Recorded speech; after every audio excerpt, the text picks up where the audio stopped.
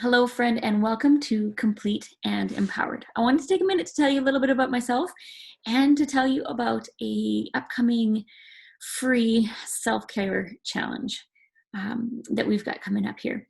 So my name is Catherine Joy. I am a mother of four. I live on a farm in the middle of nowhere in Canada, Alberta, Canada. I've been married for 13 years. 8 years ago, I was not in a great place.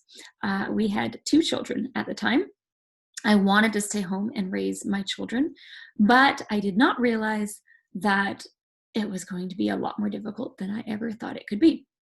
When I had our first child, it was quite honestly blissful. I thought, she was an easy baby, and things were so simple. And I thought, yep, I got this figured out. I'm doing all right.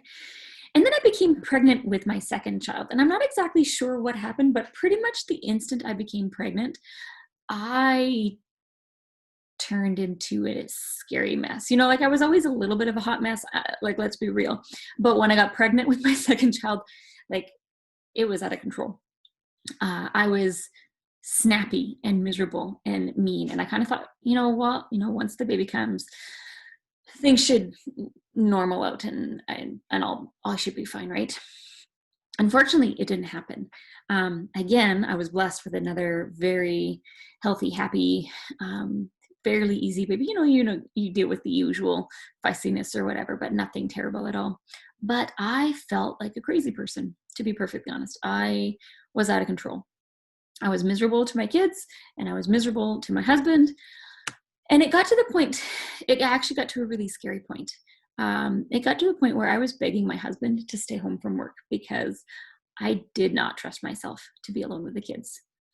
I learned later on that I actually had some symptoms of postpartum psychosis. Now, I don't know if that's actually, that's self-diagnosis here. I'm not going to make any assumptions here, but just the fact, when I was seeing a counselor later on, there was symptoms that came up and I thought, holy smokes, things were worse than I even realized. So that's the hard thing about when you're in a dark place, is you don't actually even know what's normal anymore. I knew that I was off, but I really had no idea even how off I was.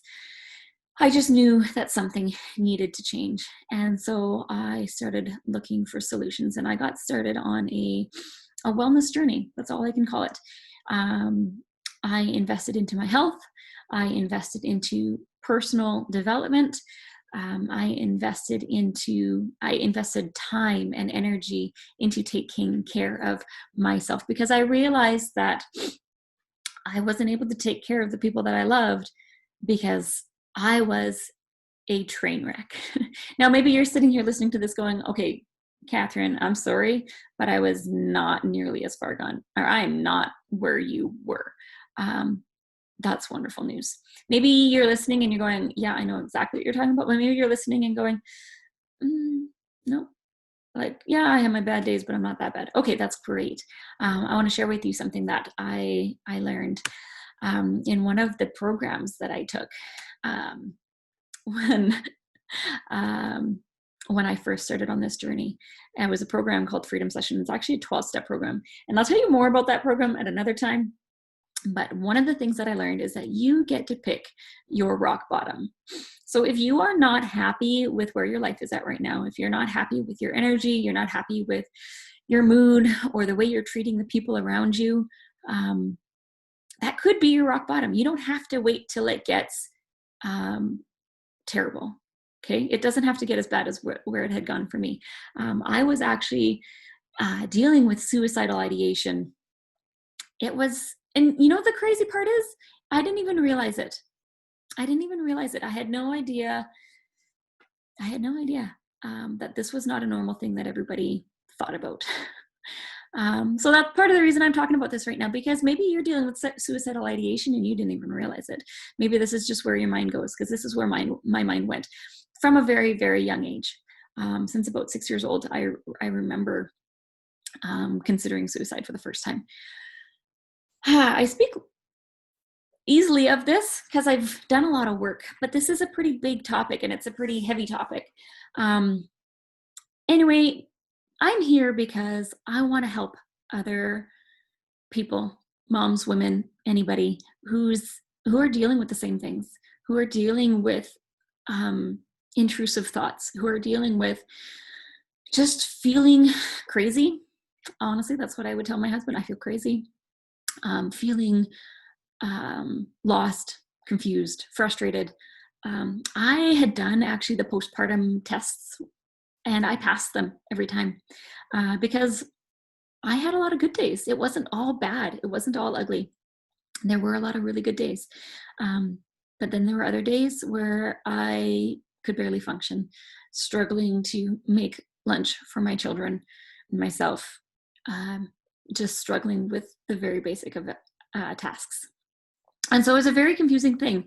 And I realized that I was not depressed. I was dealing with anxiety and postpartum anxiety. And I had no idea. I had never heard of it. I recently heard a stat that actually 11% of new moms deal with postpartum anxiety. And I believe it's 7% deal with postpartum depression. So it's actually more common. Yet I had never heard of it until I started really digging in and doing research for myself.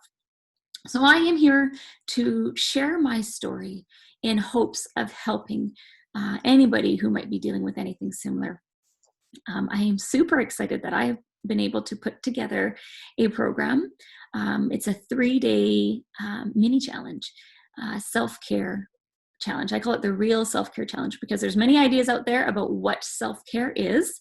And those ideas of self-care can actually be more destructive, more damaging, because either you're spending money that you shouldn't be spending, or you're putting things into your body that are actually making you feel worse, not better. There are a lot of things that really are destructive. And so this real self-care challenge is going to teach you tools and strategies to take care of your body, to nourish your body and your mind, so that you can live the life that you were created to live. For a very long time, I felt like I wondered, was this as good as it gets? Am I always going to feel this way? Do I just put my head down and like trudge through till I get to the other side? And it was a very depressing feeling, honestly, a depressing thought. But something in me, there was this little glimmer of hope that told me it had to be better than this. It had to get better. And I refused to accept that that's just the way I was going to feel until my kids grew up or whatever circumstance changed. I set out to find ways to take care of my mind and to take care of my body so that I had the energy and the emotional strength to do the things that I wanted to do and the things that I needed to do, to live the life that I wanted to live. So if you're in that dark place right now, I want to encourage you that there are things that you can do. And you can get out of this dark place. You can get out of this dark rut. So that's the good news. The bad news is nobody's going to do it for you. Nobody's going to do it for you. Nobody is going to rescue you from that dark pit. You have to do the work yourself. And maybe you're thinking, I don't think I have what it takes. I want to encourage you. You do. You have more strength than you realize. And you are not alone. So one of the most exciting things about this challenge is it's going to connect you with people who are on a similar path, or who have been on a similar path and who have gotten to the other side. And you're not alone in it. We're going to work through this together, and we're going to get to the other side, and we're going to help you live the life that you were created to live. So thank you so much for joining me here. I cannot wait to walk with you as we discover some really incredible things. Thank you so much. My name is Catherine Joy, and I'll see you soon.